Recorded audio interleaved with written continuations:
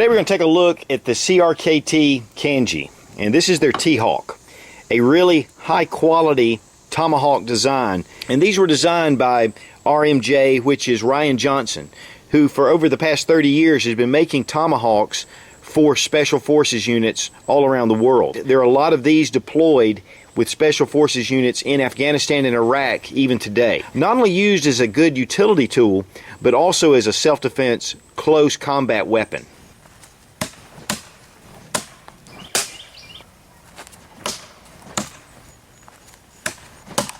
Of course, after a little bit of practice, these can be used effectively as a throwing axe. There have been a whole host of Tomahawks on the market, and I've been looking at them and thinking about picking up one, especially one of the cold steel versions. They're fairly inexpensive, but the new Kangee is a really high quality Tomahawk, and when I saw this I thought, man, I have got to have one of these. SK5 high carbon steel is the equivalent to 1080 steel, and it's actually a Japanese designation. They have a 54 to 55 Rockwell hardness. But the one thing about the SK5 steel is it really lends itself to good blade toughness. And of course, with a Tomahawk or utility tool, you really need blade toughness because you're going to have a lot of impacts. But it's also very easy to sharpen, and it has really superior edge holding properties, which these can be sharpened just even in the field. They're just under 14 inches long at 13.75 inches, weighs a little over 1.5 pounds.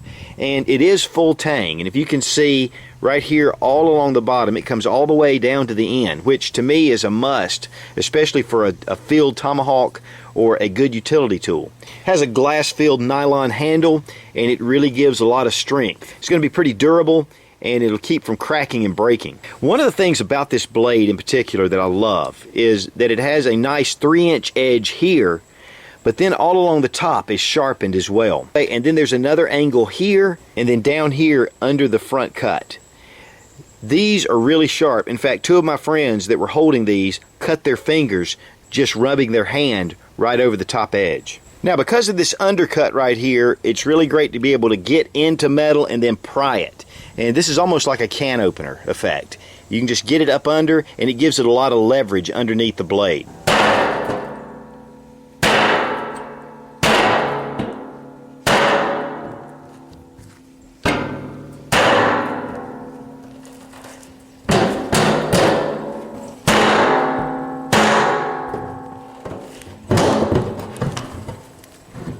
Because of this cutting edge on the top and on the bottom, once you get in here, you can really start to cut.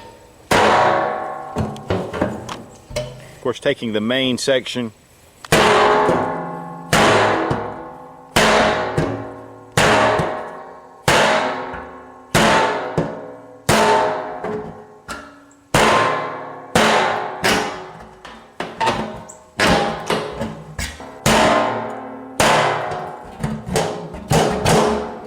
no chipping or anything on the edge itself. Yeah, there's paint, but that'll come off.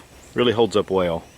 The length here of the blade is 6 inches, so you have a lot of room right here, especially if you want to bring this down to be able to cut. Now, in the handle, there are 2 different places to grasp, and of course you can get it at the bottom to get ultimate leverage. You can even get 2-hand effect, or you can grab it and choke up on it to be able to make short tasks that really need a little more delicacy. And then also at the top, you can grab hold of this to be able to get more detailed work. The balance of the Kangee is about right here, and so it really does have good balance.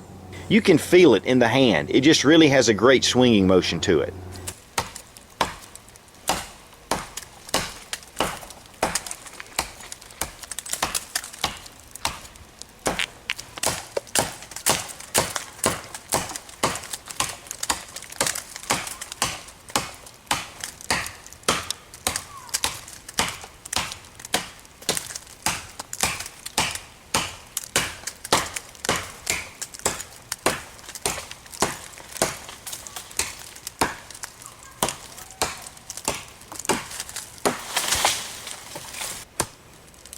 It comes with a nice Kydex sheath. It's really secure. Now, it does have a shoulder strap on it as well. Really holds up well. It's easy to protect the blade itself through here, and then you can bring these Duraflex buckles and secure it in even more. but it's also MOLLE compatible. So you can actually put this on your pack. And one of the things about having a nice Kydex sheath or something that's impervious to the elements is what I have here, and this goes to my standard axe. This is an old Craftsman axe that I've had for a number of years, and the leather after a while, unless it's just really taken care of, gives way easily. Of course, the rivets allow for paracord, however you want to do it. You can also put paracord here for lanyard holes at the bottom. Now there are two holes right here in the shaft itself, and these can be a tie down to a nice pole to be able to get some extension on the tool. Or also, one thing I saw a cutlery lover do is he put a strap right here, and he was able to use that strap on his hand when cutting. Now it's really easy to remove. Just pull it out and you're ready for action.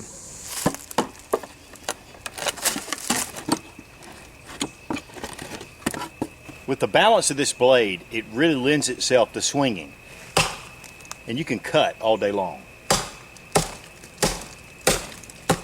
Tomahawks have been around for a long time, and of course a lot of times we identify that with the Native American Indians, which it was a favorite of theirs, of course originally in stone and in bone. But once English settlers showed up, especially those that were attached to the Royal Navy, the Tomahawk, or the boarding axe as it was called by the British, is an excellent utility tool, but it also can be used as a weapon. Now, of course, the Tomahawk is actually an axe. And of course, like I said, it was used in the Royal Navy as a boarding axe, which you can just see, and once you handle one of these, you can understand how this would come in really handy on one of those old ships. The word itself, tomahawk, actually came from the Algonquin word Tomahawk, and so it was just changed to tomahawk. And the big thing about tomahawks are they're less than 2 feet in length. They're very narrow and handy, great for fighting, easy to carry. A lot better than your traditional hatchet. It has a really heavy head, and it allows for it to really be used extensively, especially for wood cutting. The tomahawk is legendary for the American colonists. In fact, this was a favored close combat tool by many of the Revolutionary War colonists. But these were used for many years, even before the war, obviously as a bushcraft tool or a small, lighter hatchet. And you can also do, of course, all kind of utility work with this. But to me, really, this makes an excellent close quarter combat weapon. It would be devastating. Somebody's had a very bad day. The Indians typically made these out of stone or bone. It wasn't until the English settlers started trading these, just the heads, to the Indians, when they started getting the metal heads themselves. And one of the most popular tomahawks with the American Indians was one that would actually have a peace pipe at the top, and then you could smoke it out of the bottom. And this symbolized a tool of peace or an axe of war. Now, CRKT does produce 2 different versions of their T-Hawk, and this one is the Kangee, and they also make the Chogan, which is a little bit different with more of a blunt tip here.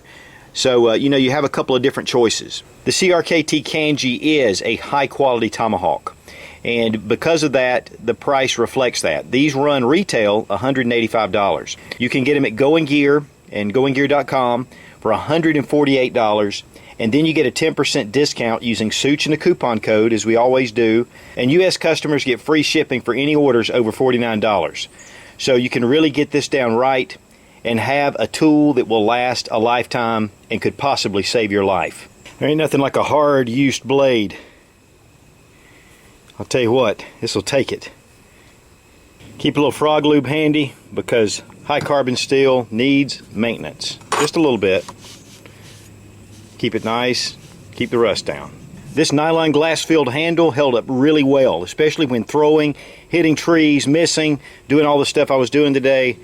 This really is an incredible utility tool and good self-defense weapon.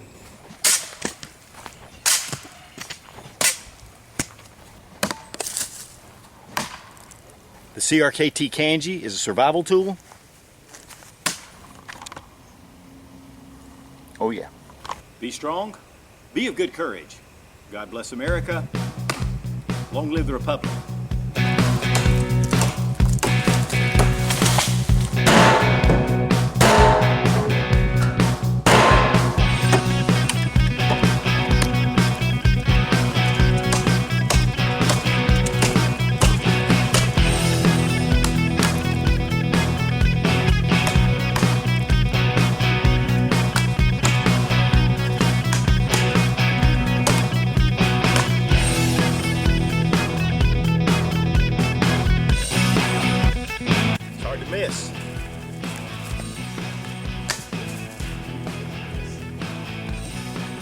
as I miss.